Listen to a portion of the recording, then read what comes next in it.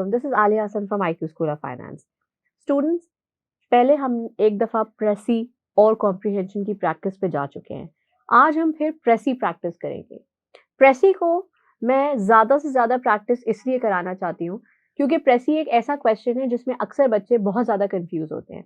उसकी main reason ये है कि प्रेसी का वर्ड आपके लिए नया वर्ड है। आज से पहले आप इसको समरी के नाम से जानते थे और आपने इसको प्रैक्टिस भी किया है। लेकिन जब आपके सामने एक नया वर्ड एग्जाम में आता है तो यूजुअली ये बहुत ओवरवेलमिंग होता है और ये आपको एक एंग्जाइटी में डाल देता है। आपको एक इस तरह का फील दे देता है कि ओह, ये तो कोई नई चीज़ है, ये मैं कैसे करूँ?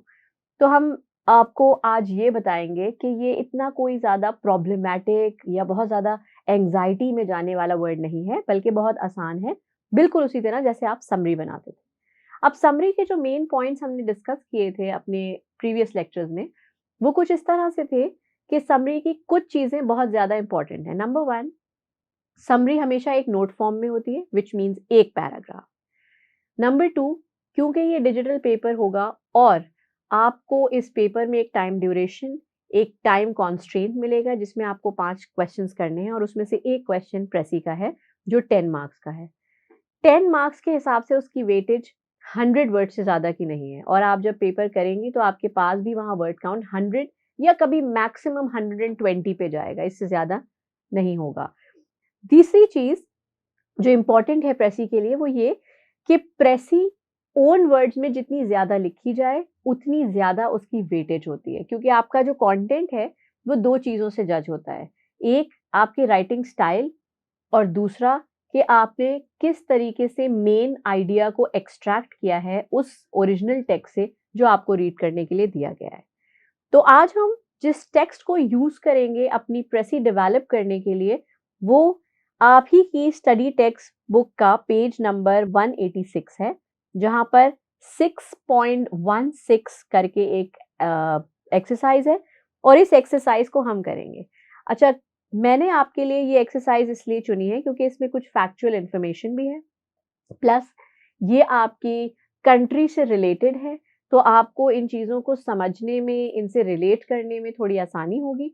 और मैं आपको एक और बात बता दूं कि यूजुअली जो टॉपिक्स आपके PRC 1 में एक्सपेक्टेड होते हैं, वो या तो करंट इश्यूज होते हैं, या वो इन्वायरमेंटल इश्यूज होते हैं, या वो आपके इकोनॉमिकल इश्यूज होते हैं, या फिर वो सोशल इश्यूज होते हैं।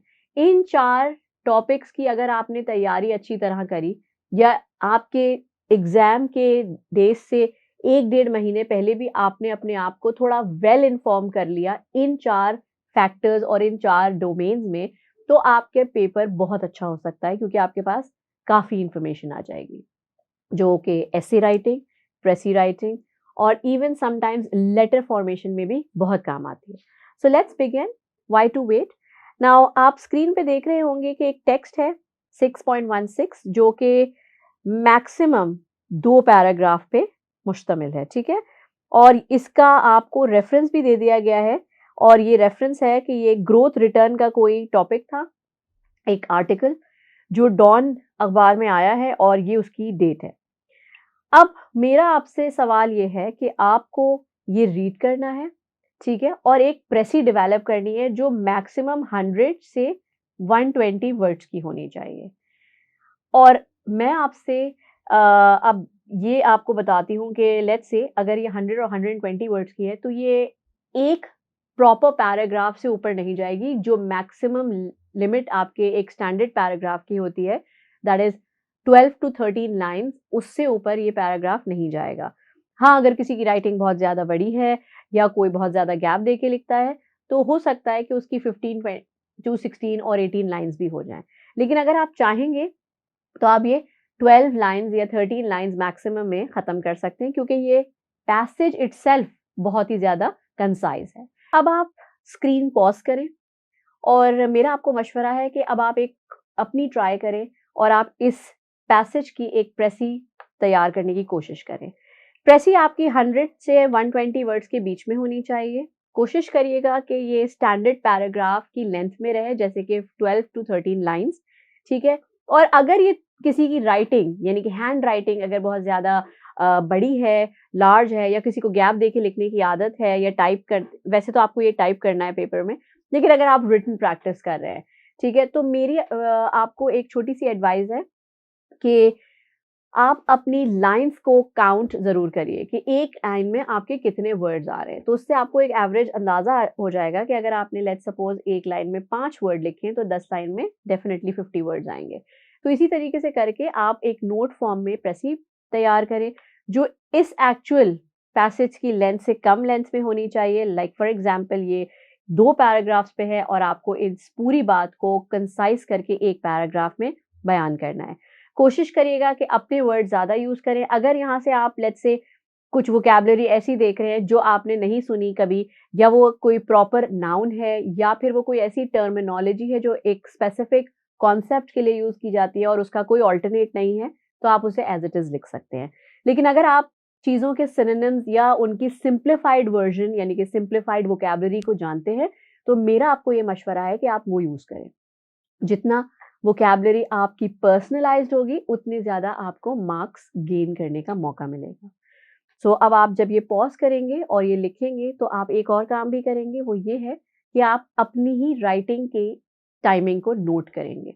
सो लेट्स से अगर आपने एक प्रेसी डेवलप करने में 15 टू 20 मिनट्स लिए हैं, तो ये फिर भी एक नॉर्मल टाइम है। लेकिन अगर आप आधा घंटा या पौन घंटा सिर्फ़ एक प्रेसी डेवलप करने में ले रहे हैं, तो ये बड़ी अलार्मिंग स्टेज है। इसका मतलब है कि आपको मज़ीद प्रैक्टिस की ज़रूरत है। क्योंकि अगर आप एक छोटा क्वेश्चन जो सिर्फ़ 10 मार्क्स का है, इसे करने में आप आधा या पौन घंटा लगा रहे हैं, so that's not a good time, right? So you need to practice more to lessen down your time, right? और जैसे ही आप वो अनपॉज़ करेंगे, तो फिर आपको मैं एक सॉल्यूशन प्रोवाइड करूँगी जो आपकी प्रेसी का सॉल्यूशन होगा, ठीक है? So pause your video and start writing. अब हम देखते हैं कि जो आपने आंसर लिखा है और उस आंसर के साथ अगर मैं जो आंसर अभी डेवलप करूँगी आपके सामने, उस आंसर में कितना डिफरेंस और कितनी सिमिलैरिटीज़ हैं। आपको ये चीज़ करनी होगी अपने एंड पे कि जब आपके सामने मेरा आंसर आए इन अ फॉर्म ऑफ प्रेसी, तो आप उसे अपनी प्रेसी के साथ कंपेयर कर सकते हैं। अच्छा, ये वो कंपैरिज़न नहीं है कि आप मेरी लिखी हुए आंसर को याद कर लेंगे और कहेंगे कि मेरा गलत है, यानी कि अपने आंसर को। लेकिन ऐसा कुछ नहीं करना है। आपको सिर्फ़ इतना करना है कि आप ये नोट करेंगे कि मैंने जब प्रेसी डेवलप की, तो मैंने प्रेसी में क्या चीज़ सबसे ज़्यादा नोट की और प्रेसी स्टार्ट करने से पहले मैंने कौन-सा ऐसा काम किया। अब आप देख रहे होंगे मैंने वो एक पैसेज अपने सामने खोला हुआ है और 2 पैराग्राफ की डिविजन्स हैं। अब मैं आपके सामने इस पहले पैराग्राफ को रीड करती हूँ। देखिए, पैराग्राफ का एक उसूल है, एक स्टैंडर्ड है जो मेंटेन है ग्लोबली। चाहे आप कोई लोकल एग्ज़ाम दें, चाहे आप कोई इंटरनेशनल एग्ज़ाम दें, हर एग्ज़ाम में जब पैराग्राफ चेक होता है तो वो इसी क्राइटेरिया पे चेक होता है। अब वो क्राइटेरिया क्या है? Let's check that. First line जो पैराग्राफ की होती है उसे हम कहते हैं topic sentence which is like a point. Point का मतलब है कि आप इस पैराग्राफ में क्या बताने वाले हैं उसको वाज़े तौर पे डिफाइन करना। सो इस पैराग्राफ की जो पहली लाइन है वो हमें बता रही है, the projections differ fractionally but all outlooks on the economy show that the growth rate by the end of the fiscal year will come in at a 12-year high. In this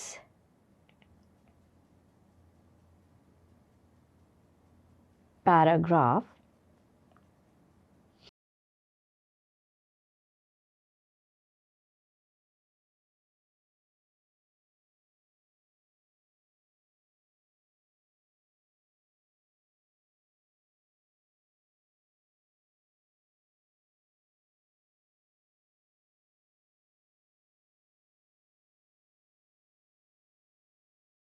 ये तो एक छोटा सा paraphrasing element है जो मैंने यहाँ पर लिखा पहली लाइन को पढ़ते हुए। अब जैसे कि आपको पता है कि एक आपके पास टाइम लिमिटेड है, सेकंड आपके पास 2 पैराग्राफ्स हैं, उसको आपने मज़ीद कम करके एक पैराग्राफ पे लाना है और ऐसा भी ना हो कि आपसे मेन इश्यूज़ मिस आउट हो जाएं। तो अब आप इसमें मेन इश्यूज़ ढूंढेंगे। पहले तो आपने ओपनिंग सेंटेंस दे दिया कि ये पूरी बात जो आज आप समराइज़ करके बताने वाले हैं वो बेसिकली है क्या। इस पहले पॉइंट या इस ओपनिंग सेंटेंस से हमारे सामने ये बात बिल्कुल वाज़ेह हो गई है कि ये पूरा जो राइटअप है 2 पैराग्राफ्स मुश्तमिल, ये पाकिस्तान के इकोनॉमिकल ग्रोथ के ऊपर है, और वो भी एक ऐसी प्रिडिक्शन कि आने वाले फ्यूचर में आपकी ग्रोथ इंक्रीज होगी, यानी कि पाकिस्तान इकोनॉमिकली ग्रो करेगा, राइट। अब वो ग्रोथ किस रेट पे होगी, वो ग्रोथ की प्रिडिक्शन और कहाँ से आ रही है, ये सारी चीज़ें हम अभी देखते हैं और फिर देखेंगे कि इसमें से ज़्यादा अहम बात क्या है जो हमें इंक्लूड करनी चाहिए। So let's get back to the actual passage. दूसरा सेंटेंस कहता है, ever since the great fiscal crisis hit Pakistan's economy in 2008, the growth rate of the economy has languished around 2%, climbing marginally in subsequent years, but always remaining below the crucial 6% needed to absorb new entrants into the labor force. कुछ word यहाँ पे आपके लिए नए हो सकते हैं क्योंकि ये इकोनॉमिकल फील्ड की लैंग्वेज है जो यहाँ यूज़ हो रही है। सबसे पहले कि फाइनेंशियल क्राइसिस का तो हम सबको पता ही है कि वो क्या होता है। जब आप इकोनॉमिकल या किसी भी तरह के मॉनेटरी क्राइसिस में होते हैं जहाँ पैसों की कमी हो जाती है, उसे हम इकोनॉमिकल या फाइनेंशियल क्राइसिस कहते हैं। सेकंड चीज़ उन्होंने बताया कि जो फाइनेंशियल क्राइसिस पाकिस्तान की इकोनॉमी फेस कर रही थी 2008 में, उससे हमारा ग्रोथ रेट कितना नीचे गया। लैंग्वेज का मतलब होता है लॉस, यानी कि आपने कितना ग्रोथ रेट लॉस किया, 2%। 2% लॉस करने के बाद हमें पता चला कि climbing marginally in subsequent years, और साथ ही साथ अगले साल से उसमें एक चेंज आना शुरू हुआ, यानी कि वो बढ़ना शुरू हुआ। But always remaining below the crucial 6% needed to absorb new entrants into the labour force, which means कि जो क्रूशल एक पॉइंट है, यानी कि जो इकोनॉमिस्ट ने बना के दिया होगा जो है 6%, उस तक हम नहीं पहुंच पाए, उसको हमने टच नहीं किया, जो कि पाकिस्तान की स्टेबल यानी कि एक मुस्तहकम इकोनॉमी के लिए बहुत ज़्यादा ज़रूरी है, राइट। तो जब वो चीज़ हमसे मिस आउट हो रही है तो ये चीज़ हम यहाँ से उठाएंगे और हम इसको यहाँ किस तरीके से रिप्रेजेंट करेंगे, लेट्स सी।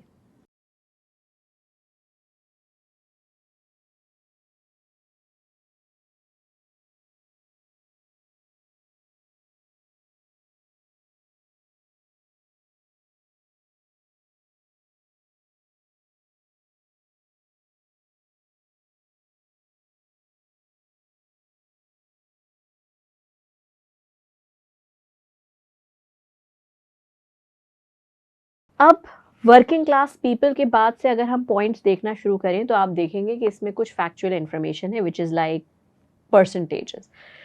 जैसे कि अभी हमने 2% को हाईलाइट कर दिया और 2008 एक ईयर यहाँ मेंशन है वो हमने हाईलाइट किया, ये बहुत ज़रूरी है। प्रेसी लिखते हुए ये ज़रूर याद रखिएगा कि जो भी फैक्चुअल इन्फॉर्मेशन आपके ओरिजिनल टेक्स्ट में आपको नज़र आ रही है वो आपको अपनी प्रेसी में कहीं ना कहीं इंक्लूड करनी है अकॉर्डिंग टू द रेलेवेंसी। क्यों, ये क्यों रेलेवेंट है भाई? देखिए, अगर आप टोटली इसे अपने ओन वर्ड्स में लिखेंगे तो ये आपका ओपिनियन या रिव्यू कहलाएगा, ठीक है। यानी कि मैंने एक चीज़ देखी, मैंने कोई फिल्म देखी, मैंने कोई ड्रामा देखा, मैंने कोई इंफॉर्मेटिव आर्टिकल पढ़ा या मैंने कोई मैगजीन देखी और उसके बाद उसके ऊपर एक कमेंट किया, ठीक है।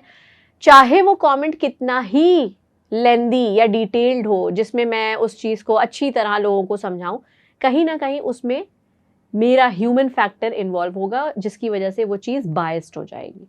आप उसे कभी भी या इस तरह के किसी भी राइटअप को आप कभी भी समरी या प्रेसी का नाम नहीं दे सकते। हाँ, आप उसे रिव्यू, रिफ्लेक्शन, एनालिसिस ये सब कह सकते हैं, लेकिन वो प्रेसी नहीं होगा। तो एग्जामिनर आपसे प्रेसी मांग रहा है और जब एग्जामिनर आपसे प्रेसी मांगता है तो वो आपका अनबायस्ड पॉइंट देखना जा रहा होता है। अनबायस्ड का मतलब है जिसमें आपका अपना कोई ओपिनियन, कोई रिफ्लेक्शन या किसी किस्म की भी इंटरफेरेंस शामिल ना हो। अब आपने देखा होगा कि अब तक जो मैंने लिखा इसमें मेरी कोई इंटरफेरेंस या मेरा कोई ओपिनियन नहीं है, या मुझे कैसा लग रहा था पढ़ के ये मैंने नहीं लिखा। ना ही मैंने इसको ये कह के शुरू किया कि मुझे लग रहा है कि in this paragraph he actually talked about the loss. नहीं, क्योंकि ये सेंटेंस ही इस तरफ लेके जा रहा है कि ये बात मेरी तरफ से आ रही है। सो हमें इस चीज़ का ख्याल रखना है कि हमें प्रेसी बहुत ज़्यादा अनबायस्ड और फैक्चुअल इंफॉर्मेशन को मेनली इस्तेमाल करते हुए बनानी है। So let's get back. Now अगर अब आप देखें जो लास्ट पार्ट या सेकेंड लास्ट पार्ट है आपके पहले पैराग्राफ का, वो कह रहा है this is suppose to be the year when all that changes. Recent figures released by the government project growth of 5.79, slightly below the target of 6 set at the start of year, while the World Bank projected 5.5 for this year and the IMF 5.6. So अगर हम ये सारे points ले लें तो हम इन्हें summarise करके इस तरह लिख सकते हैं कि according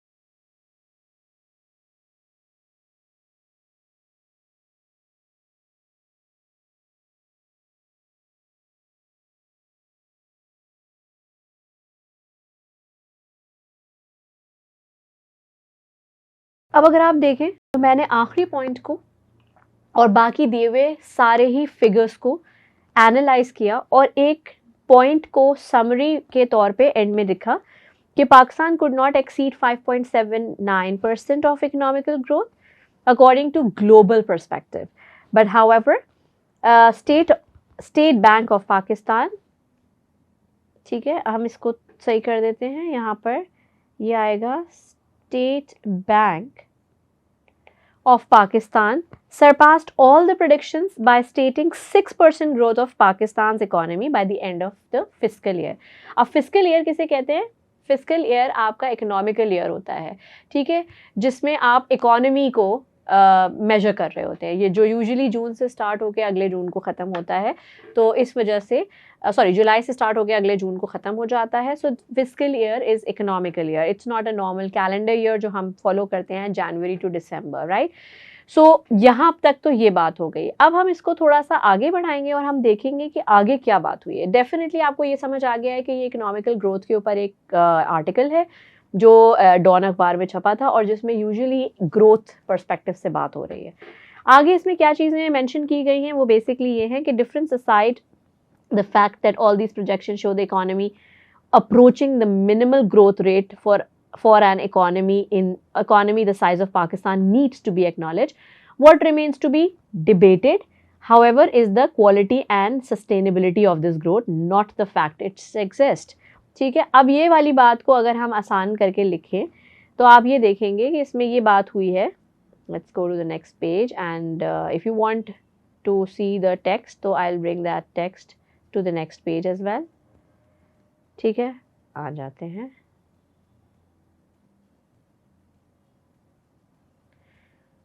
ठीक है, इसको थोड़ा सा एनलार्ज करते हैं और देखते हैं कि ये नेक्स्ट पैराग्राफ में ऐसी क्या बात कर रहा है जो हमारे लिए बहुत ज़रूरी है.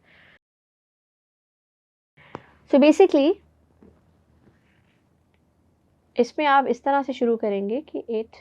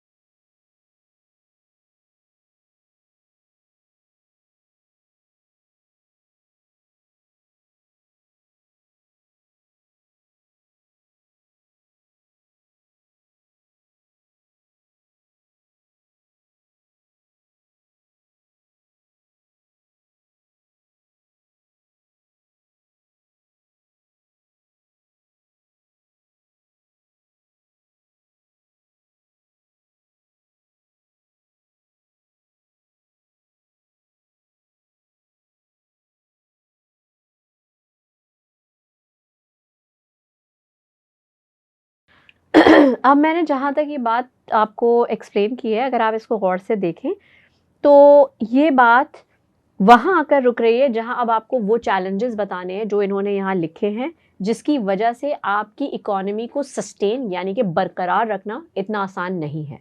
अब वो क्या चैलेंजेस हैं जो हमारी कंट्री फेस कर रही है? According to this article is like the government's own data shows the construction has played a considerable role in pushing up GDP with major activity in cement, utility vehicles and petroleum products. ये वो factors या ये वो particular objects या elements हैं जिसकी वजह से इकोनॉमी जो है आपकी सस्टेन कर सकती है। इसके अलावा है power generation, new growth are consumption led and vulnerable to the ongoing deterioration in the external account. ठीक है, सो लेट्स फिगर आउट कि इसको हम किस तरीके से आसानी से लिख सकते हैं।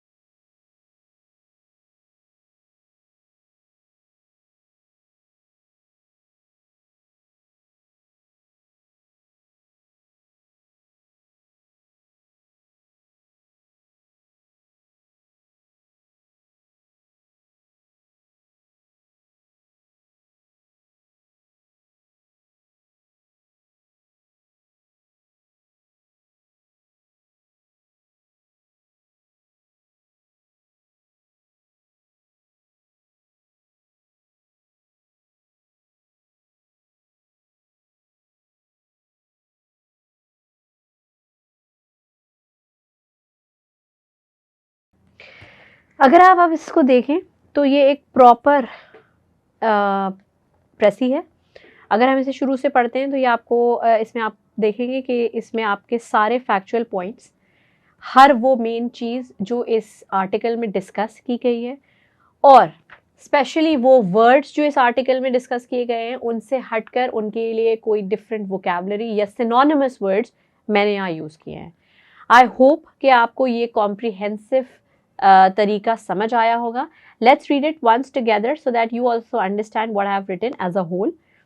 सो मैंने इसमें आपको लिखा है कि in this paragraph the writer highlights the growth rate of Pakistan's economical conditions in the near future. Few years back in 2008, Pakistan faced 2% loss in its economy, which affected the overall scenario of working class people, according to various predictions. Coming in globally, Pakistan could not exceed 5.79% of economical growth. However, State Bank of Pakistan surpassed all the predictions by stating 6%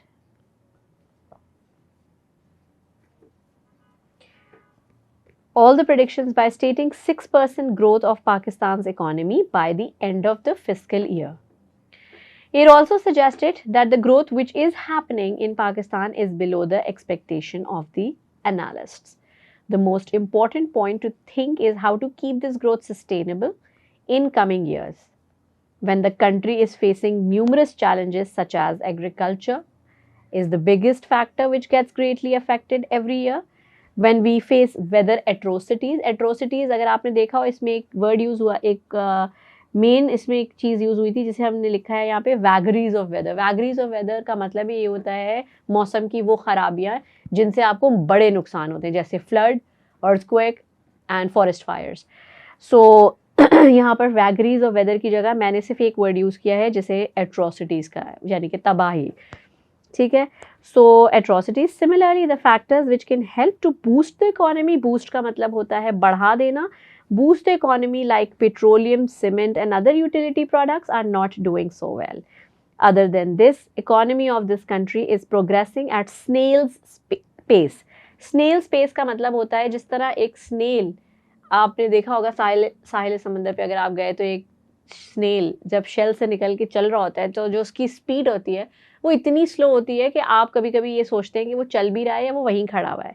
so Snell's pace ये एक ऐसा idiomatic expression है जो मैंने यहाँ use किया है अपनी बात को वाज़े तौर पे समझाने के लिए. हम इसे मेटाफर भी कह सकते हैं क्योंकि ये एक तरह का की लैंग्वेज लिटरेरी डिवाइस है. Progressing at snail's pace and that is the major factor of losing the growth at a sustainable cost. Sustainable cost का मतलब यही होता है कि आप मुस्तकिल तौर पे ये लॉस बर्दाश्त कर रहे हैं और जिसकी वजह से आपकी ओवरऑल इकॉनमी मज़ीद से मज़ीद तर नीचे आती जा रही है. आई होप ये कॉम्प्रिहेंसिव प्रेसी आपको समझ आई होगी और आपने अपनी प्रेसी से जब इसे कंपेयर किया होगा तो मुझे उम्मीद है कि काफ़ी सारे लोग सही नतीजे पे पहुँचे होंगे और उनकी अपनी प्रेसीज भी बहुत अच्छी होंगी. So we will meet next time with the next task to revise and also practice. Thank you. Allah Hafiz.